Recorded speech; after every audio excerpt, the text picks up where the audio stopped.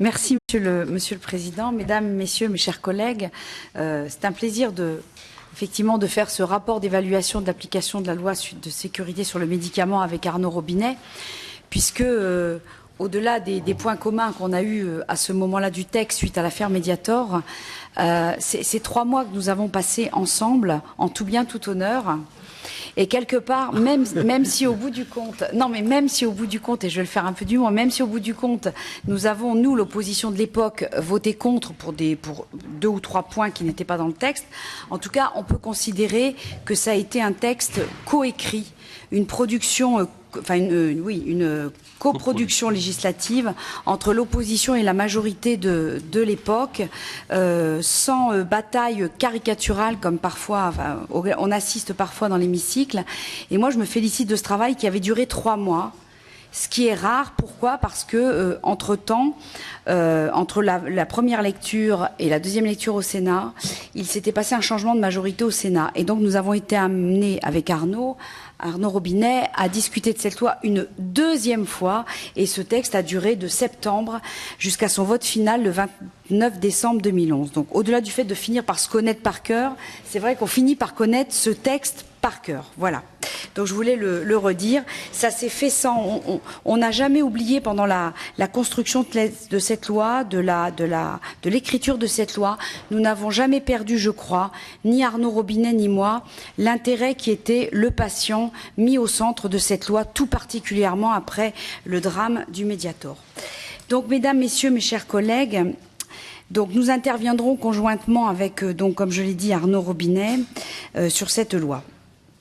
Pour réaliser ce rapport, nous avons mené de larges auditions au cours desquelles nous avons reçu les représentants des professionnels du secteur et de ses usagers, les administrations, l'ancien ministre de la Santé Xavier Bertrand, dont la loi porte aujourd'hui son nom, mais Marisol Touraine qui nous a hier soir éclairé sur l'état d'application de la loi. Je répète le calendrier, cette loi a été votée le 29 décembre, adoptée le 29 décembre 2011, et en fait, le précédent gouvernement n'a eu, parce qu'il ne s'agit pas de charger pour charger les autres, n'a eu que 4 mois pour tous les décrets d'application. Donc, au fond, il est revenu au gouvernement d'après, et notamment à Marisol Touraine, ministre des Affaires sociales et de la Santé, de faire l'essentiel de l'application des décrets de cette loi. Ce rapport porte principalement sur l'application réglementaire de la loi. L'exercice, certes formel, a la vertu d'accélérer l'élaboration des textes et leur signature par le pouvoir exécutif, puisque Arnaud, comme moi, avons fait le constat que des choses étaient encore manquantes pour qu'on ait une sécurité la plus maximale possible au niveau des médicaments.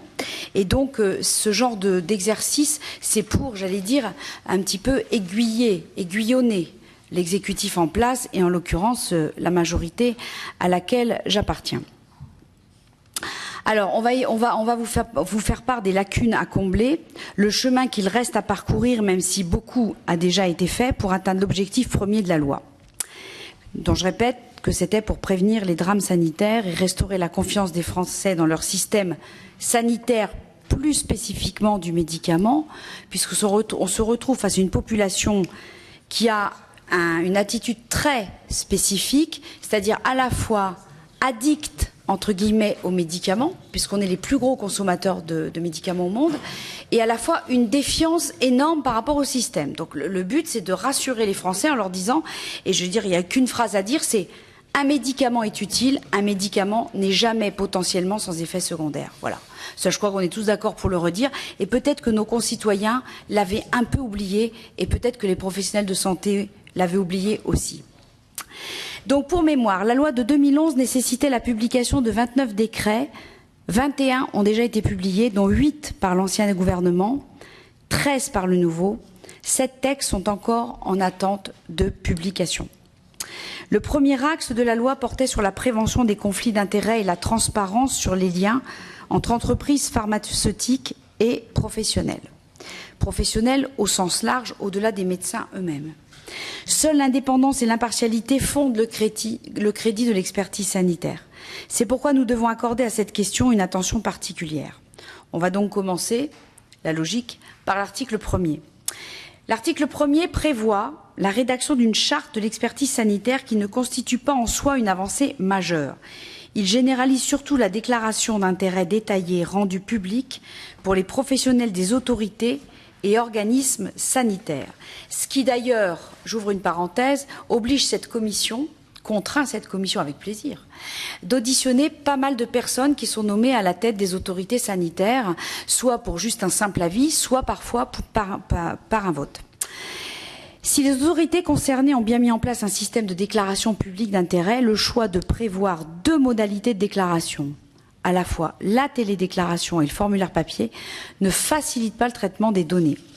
De plus, le site Internet regroupant ce qu'on appelle les DPI n'est pas encore créé, la ministre l'ayant annoncé pour 2014. Nous insistons pour sa mise en place rapide auprès de la ministre des Affaires sociales et de la Santé, Marisol Touraine.